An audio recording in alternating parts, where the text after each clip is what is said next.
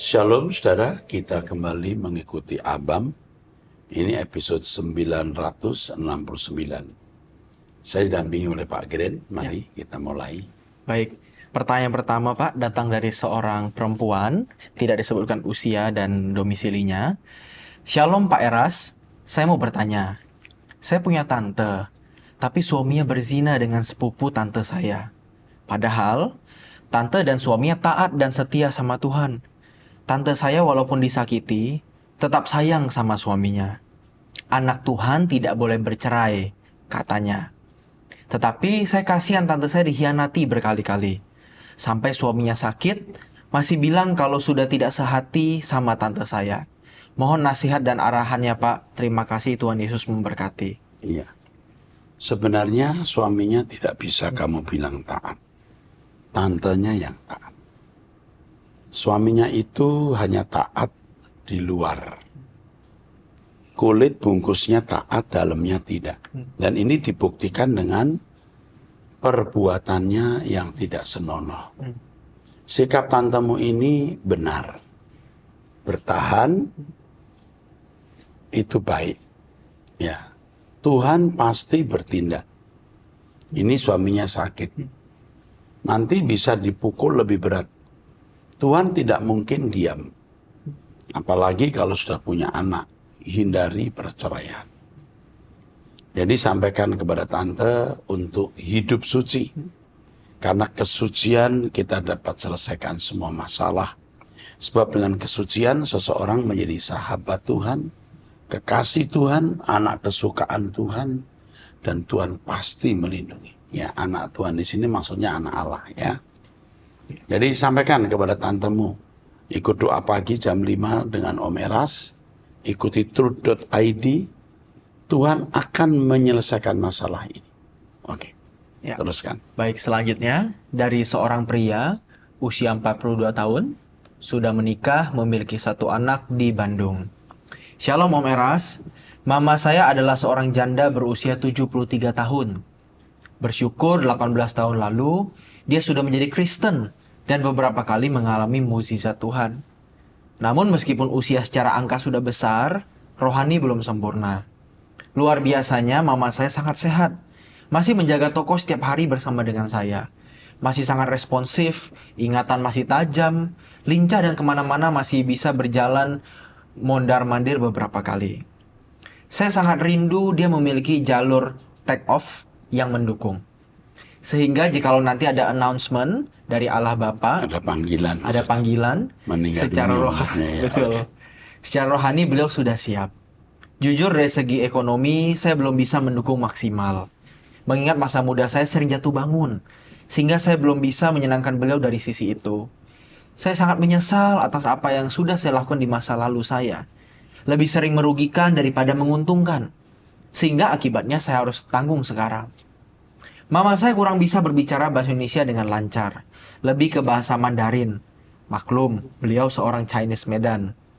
Nah, yang mau saya tanyakan, ada tidak ya khotbah pujian atau channel YouTube yang bisa mendukung jiwa dan rohani beliau? Oh ya, satu lagi, kalau boleh saya minta doakan untuk mama saya yang sudah memasuki masa extra time atau bonus usia. Terima kasih Om, sukses selalu. Yang pertama, kamu masih memiliki kesempatan untuk berubah. Dan itu menjadi hadiah untuk mama. Kamu harus hidup sekudus-kudusnya, seagung-agungnya, dengan karakter sebaik-baiknya atau seindah-indahnya. Dan itu bisa terjadi karena kita semua memiliki komitmen untuk hidup suci, sempurna seperti Bapa serupa dengan Yesus. Bersama dengan kami di Truth ID, dengan doa pagi setiap hari, kamu akan diubah. Jadi apa yang kamu rindukan ini akan pasti dijawab Tuhan. Pasti dijawab kalau kamu berubah. Supaya ya nanti mamamu kalau sudah dipanggil Tuhan, dia sudah siap. Kamu rindu kan mami memiliki jalur take off, artinya sudah terbang gitu ya, menjadi rohani, mencari Tuhan sungguh-sungguh. Kamulah modelnya. Kamu yang membawa mami terbang, ya. Jadi kamu harus berubah sekudus-kudusnya, memiliki karakter sebaik-baiknya.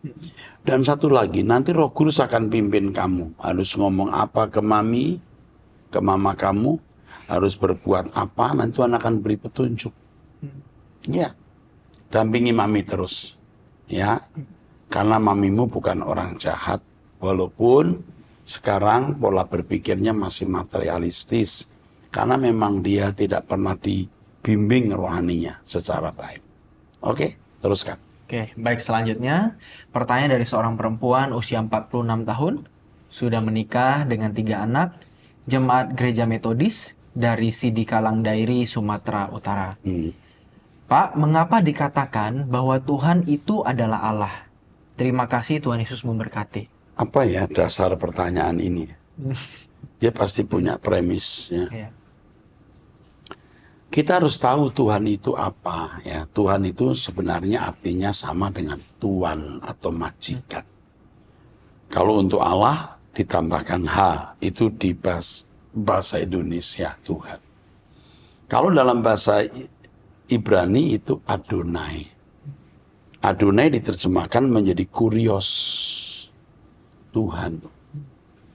Ya, Allah Bapa itu Adonai, Yahweh itu Adonai. Yesus juga Adonai. Tetapi di Perjanjian Baru, Yesus mendapatkan sebutan atau gelar Tuhan. Sedangkan Allah, ya ini kalau kita dari akar Alkitab Perjanjian Lama Elohim. Elohim itu sebenarnya artinya penguasa, ruler. Juga bisa berarti hakim, judge. Tapi pengertian yang lain, pengertian sekundernya itu gods, dewa. Elohim itu artinya dewa. Dewa-dewa, bukan maaf, dewa-dewa bukan dewa saja. Karena Elohim itu jamak. Secara linguistik, secara ilmu bahasa, Elohim itu jamak. Tapi kalau untuk Yahweh menjadi tunggal, ya. Karena itu sebutan untuk menghormati atau plural of majesty. Kalau dalam Perjanjian Baru, Allah itu Theos. Ya, diterjemahkan Theos. Mengapa ada kata Allah dalam bahasa Indonesia?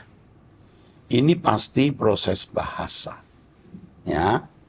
Kalau dulu di Israel, Allah itu El, ya, Elohim, El, Eloah. Nah, ada dewa yang disembah di Arab namanya Allah. Allah, Usa, Manat, ya ada dewa-dewa. Bukan tidak mungkin kata Allah ini terambil dari bahasa Arab. Dan Allah ini bagi tetangga kita yang beragama Muslim, ini nama diri. Allah itu nama diri. Maka tidak ada Tuhan selain Allah, nama diri. Tapi kalau dalam kehidupan orang Kristen, Allah itu sebenarnya bukan nama diri. Ini menurut orang Kristen, ya, itu generic name. Artinya sebutan, bukan proper name, bukan nama diri, bukan proper name. Karena dari proses bahasa Eloah itu, ya kan? Ya. Jadi kalau kita menyebut Allah itu generic name, sebutan. Adapun nama Allah itu Yahweh. Yahweh itu baru proper name, baru nama diri. Sedangkan Elohim itu, El itu sebutan. Ya. Oke. Jadi itu akar kata atau namanya asal-usul kata atau etimologi dalam Alkitab mengenai Tuhan dan Allah. Bahwa Tuhan itu adalah Allah. Ya, makanya memang syahadatnya tidak ada Tuhan selain Allah. Kalau kita tidak ada Tuhan selain Yesus dan tidak ada Allah selain Yahweh. Cukup jelas nggak? Jelas. Udah panjang sekali ya. Pertanyaannya pendek tapi jawabannya panjang. Itu dulu ya. Oke. Nah, kita tidak boleh membenturkan ajaran kita dengan agama lain. Karena cara pandang perspektifnya itu berbeda. Jadi tidak boleh digabung-gabung. Oke. Yuk.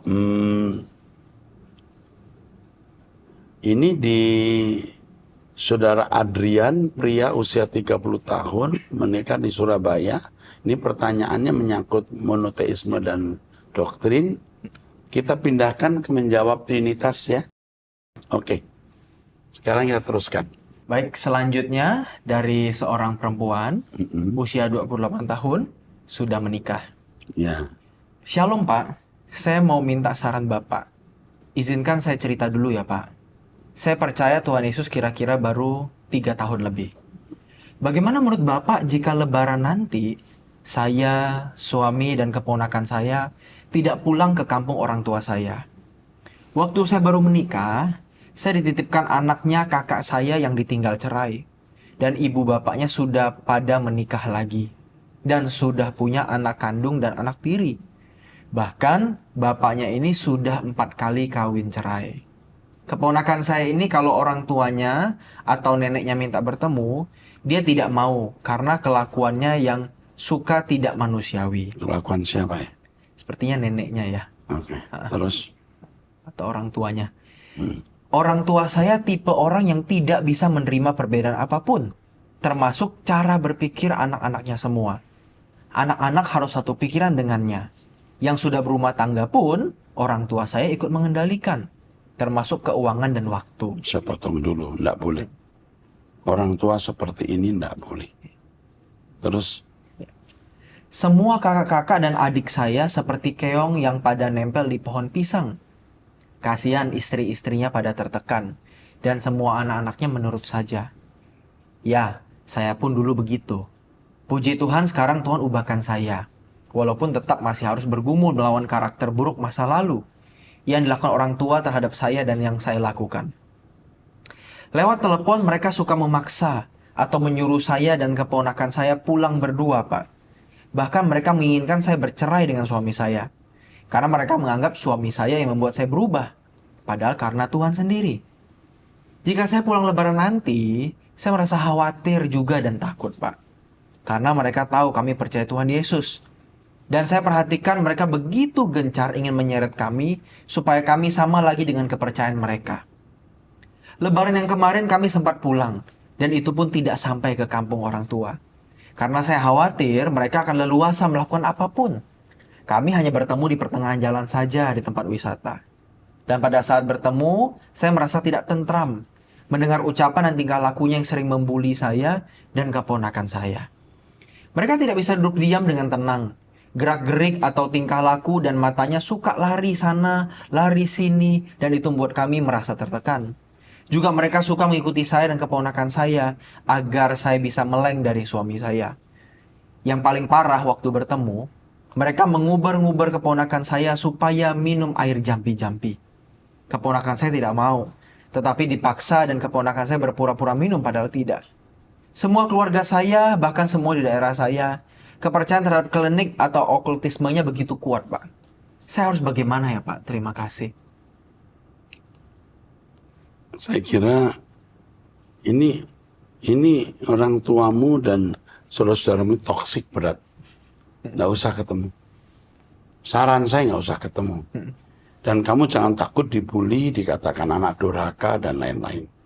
Suatu hari kamu bisa membela orang tuamu dengan cara lain. Kamu mengirimkan uang, kamu memberi perhatian. Tapi kalau pertemuan akan bisa menimbulkan friksi, ya kan? Jadi friksi. Betul. Karena kamu menolak untuk nurut, nolak untuk tidak bergabung, pasti akan terjadi friksi dan itu merugikan. Lebih baik kamu tidak usah ketemu dulu. Ya. Oke. Baik. Selanjutnya dari seorang pria usia Ya. 42 tahun, belum menikah di daerah Riau. Oke. Halo Bapak Rohaniku yang baik, saya seorang petani dan ikut orang tua. Maaf Bapak Rohaniku yang baik, ini pertanyaan saya yang kedua kalinya. Mohon didoakan juga ya Bapak. Amin. Pada hari Jumat pada tanggal 22 Maret 2024, ada kejadian yang aneh yang belum pernah saya alami sebelumnya. Pada hari Jumat siang selesai makan, saya merasakan panasnya luar biasa, seperti api. Dan saya menjerit-jerit sebut nama Tuhan Allah dan juga Tuhan Yesus Kristus dengan begitu cepat sekali dengan ketakutan. Namun kejadiannya itu di luar kesadaran saya menyebut nama Tuhan Allah dan menyenggol serta memukul mama saya yang sangat saya sayangi, yang saya jaga selama ini. Ini mama saya yang menceritakan kepada saya. Saya juga memukul istri tetangga yang saya kenal baik. Sehingga sampai ada yang melihat atau datang. Dan sampai saya jalan-jalan, sampai saya bilang, manusia lama saya harus mati. Mama saya terus mengikuti kemanapun saya pergi, karena nanti takut makin parah. Tapi saya jalan-jalan semakin jauh, sampai dibilang kesurupan. Memang badan saya sakit semua. Jujur sebelumnya saya pernah minta didoakan sama Bapak Erastus Sabdono.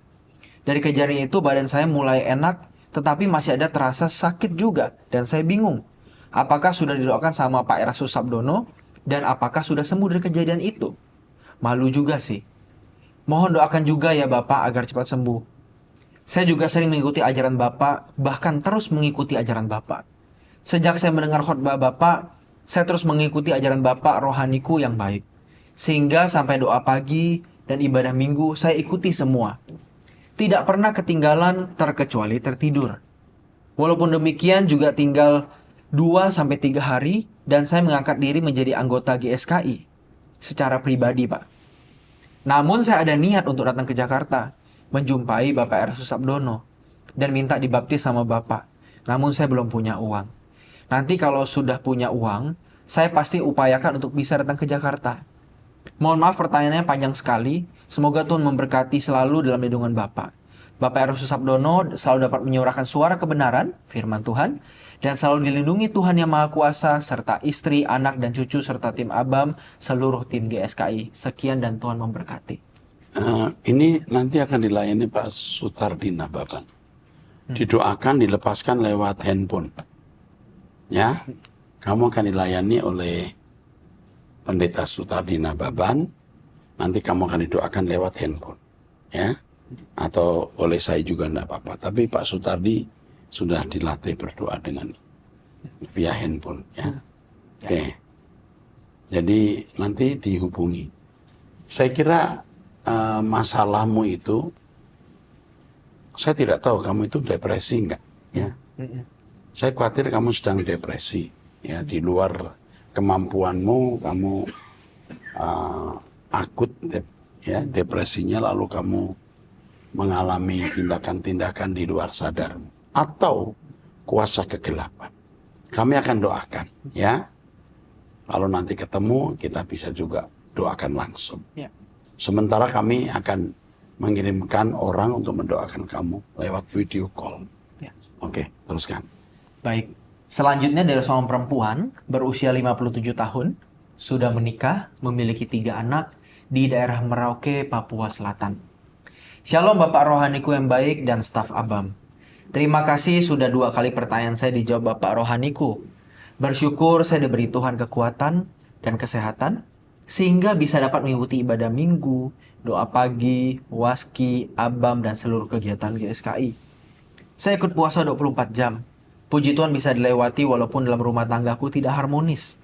Anak 3 orang, bersyukur 2 orang sudah bekerja di pedalaman dan 1 lagi masih kuliah. Pertanyaan saya, karena benar ingin tahu tentang Alkitab yang benar. Apakah Alkitab yang kita pakai sekarang salah terjemahan dari bahasa aslinya Ibrani? Saya jawab dulu, enggak. Alkitab kita tidak salah terjemahan. Memang ada 1-2 kata yang harus dijelaskan secara etimologi, secara linguistik untuk memperdalam. Ya, kalaupun ada ketidaktepatan terjemahan, itu bukan karena salah, tapi karena karena diksi katanya tidak ada dalam bahasa kita. Kadang-kadang harus diterjemahkan dengan diksi lain. Tapi yang jelas berita utama tidak pernah bergeser. Oke, teruskan. Ya. Saya mengikuti seminar tanggal 25 Maret 2024 diselenggarakan lewat Zoom dari salah satu sekolah tinggi teologi Di Yogyakarta. Pembicara menyampaikan bahwa Alkitab yang beredar sekarang ini adalah salah terjemahan dan tidak sama dengan teks asli. Nggak boleh begitu, ya. Terus, Saya berpikir, mengapa Bapak Erastus dan tim yang sudah profesor, doktor, dan pintar bahasa Ibrani, tidak pernah saya mendengar tentang Alkitab yang salah diterjemahkan dari teks aslinya. Alkitab kita itu diterjemahkan dengan benar. Kalau ada satu atau dua kata yang harus dijelaskan mendalam, nah itu perlu penjelasan. Tapi secara the whole, secara keseluruhan, tidak salah. Ya. Terus, Tolong Bapak jelaskan karena saya benar-benar mau belajar tentang Alkitab. ya, Bapak tolong juga doakan pelepasan rumah saya yang sudah ditinggali selama 30 tahun, tapi kadang tidak ada sukacita. ya kenapa tidak ada sukacita, ya? Pasti ada kasus. Iya. Tidak rukun, tidak saling mengerti, tidak saling menerima, tidak saling memaafkan. Kalau konflik ya jelas tidak ada. Didoakan siapapun juga tidak akan pernah, ya. Makanya harus damai, harus dewasa rohani. Terus, Ya. Bapak, banyak sekali orang yang datang memfitnah saya, suka bertengkar dan dimaki-maki tetangga. Tapi saya hanya diam, kadang masuk di kamar, berdoa dan menangis. ya bagus. Terus, Sekarang saya hanya ikut dari YouTube tentang ibadah Bapak dan ikut doa bersama Bapak. amin, bagus. Terus, Semoga Bapak Erastus diberi Tuhan panjang umur, karena banyak jiwa yang masih diselamatkan lewat Bapak, hamba Tuhan yang sungguh-sungguh Tuhan urapi. Kalau berdoa bersama Bapak, sungguh, saya semacam mengalami kehadiran Tuhan, bisa menangis dan ada rasa sukacita. Sekarang walaupun di rumah kami berdua suami, tetapi tidak saling teguran. iya makanya tidak damai kan. Iya. Terus, Suami tidak mau bicara dengan saya, apalagi ikut berdoa bersama Bapak. Dan dia sepertinya tidak suka. Saya lama tidak ke gereja karena tidak ada pertumbuhan iman di gereja saya. Sudah benar-benar imanku di GSKI. Tuhan berkati Bapak, hanya saya bergumul ada waktunya Tuhan, GSKI dibuka di Merauke. Tuhan Yesus memberkati. nggak apa-apa lewat YouTube saja. Masalahmu pasti rumit yang tidak kamu jelaskan sampai suami tidak mau bicara. Kamu harus introspeksi apakah kamu punya peran atau punya bagian di sini sampai suami tidak mau bicara.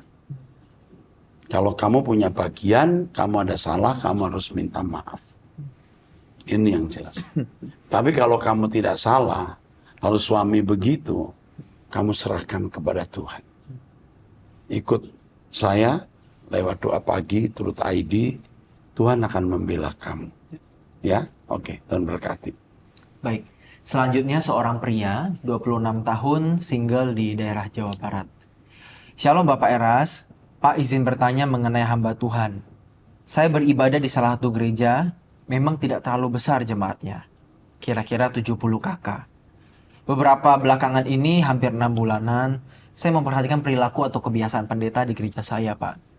Pendeta saya setiap jam 9 malam selalu pergi menggunakan motor ke tempat yang saya ketahui, Pak. Awal-awal ketika ditanya, pendeta saya berkata dia berdoa berantai keliling menggunakan motor. Awal-awal saya tidak curiga, Pak. Tapi belakangan saya memperhatikan setiap ada acara apapun di gereja, baik rapat, latihan, dan lain-lain, beliau berani meninggalkan acara tersebut setiap jam 9 malam. Bahkan saya memperhatikan setiap jam 8.30 malam, 2.30. 20.30 malam, Setengah 9 ya. setengah 9 malam, Setengah jam sebelum pergi itu. betul. Bila masih ada acara, beliau selalu melihat jam seperti tanda gelisah, Pak. Dan beberapa kali beliau tega meninggalkan istrinya di gereja dan istrinya naik transportasi online. Saya sebagai jemaat dan keluarga dalam gereja merasa ada yang tidak beres, Pak. Saya bingung harus bagaimana, Pak. Karena menurut saya, bila pendeta yang rajin berdoa, perlakuannya tidak seperti itu, Pak. Dan masih banyak perilaku beliau yang tidak dapat saya sebutkan. Singkat cerita, Pak, sekitar 10 tahun yang lalu, pendeta ini pernah berantem dengan pendeta lain. Dan beliau berkata, saya kan bukan hamba Tuhan, tapi hamba setan. Hal ini sangat terngiang-ngiang dalam telinga saya. Pertanyaan saya, apakah perkataan hamba setan sangat memengaruhi beliau, Pak? Walaupun dalam konteks marah, Pak. Mohon berikan saya solusi atau pandangan, Pak. Apa yang harus saya lakukan? Jujur, saya juga tidak dikasih sharing. Seperti bawa firman kecil, seperti di home, seperti di satu komunitas komsel. Karena GSKI. di GSKI. Ya seperti Om di GSKI. Betul. Terus? Karena saya dicap oleh beliau bagian dari keluarga GSKI, Pak, sehingga dia menolak. Padahal dulu saya sering dikasih jadwal, tetapi sudah 2 sampai 3 tahunan saya tidak diizinkan lagi. Padahal bagi saya apa yang saya dapatkan di gereja Bapak sangat memberkati saya. Dan saya mau membagikan kepada mereka. Mohon maaf Pak, pertanyaan saya panjang. Bapak sehat-sehat ya Pak, I love you Pak. Kalau boleh minta sesuatu Pak, boleh saya minta Bapak senyum dong. Ini senyum. Ya mungkin sering lihat muka saya muram ya. Ini di Jawa Barat usia 26 tahun. Kan dikatakan dia pergi, saya tahu kemana dia pergi ya. Tapi nggak disebutkan di mana dia di sini. Iya. Nggak disebut. Nggak disebutkan. Minum, betul-betul berdoa, atau ke tempat lain. Tapi nggak beres. Ini pasti nggak beres pendeta ini. Kalau dia pernah berkata, aku hamba setan, mungkin waktu itu marah ya. Dia bisa bertobat, minta ampun, cabut perkataannya. Tapi kalau dia tidak bertobat, tidak mencabut perkataannya, dia tetap jadi hamba setan. Nah nyatanya, dia begini, ya kita nggak boleh curiga ya. Sampai istrinya naik kendaraan online-nya. Yang saya notice itu begini loh. Ketika dia tidak memberikan khotbah untuk saudara ini yang bertanya. Kalau Bapak ini, pendeta ini punya Roh Kudus, dia akan tahu roh apa yang ada pada GSKI. Tanya Tuhan, roh apa yang ada pada kita ini Pak Kren. Ya, jadi ada yang ngerusak atau something wrong di dalam diri pendeta itu. Yesus berkata, kalau kamu dari Allah, kamu tahu ajaran saya berasal dari mana. Jadi kalau mereka menolak, berarti mereka tidak mengenal ajaran dari Allah atau tidak dipimpin Roh Kudus. Kita tidak menuduh macam-macam pendeta ini. Kalau soal istri pulang pakai kendaraan online itu masih bisa dipahami ya, dimaklumi. Tapi kalau sampai dia tidak memberi kesempatan orang ini, yang tanya ini pemuda ya, something wrong pendeta itu aja. Oke, saya kira cukup di episode 969, kita masuk di episode 970. Sampai jumpa, Tuhan berkati.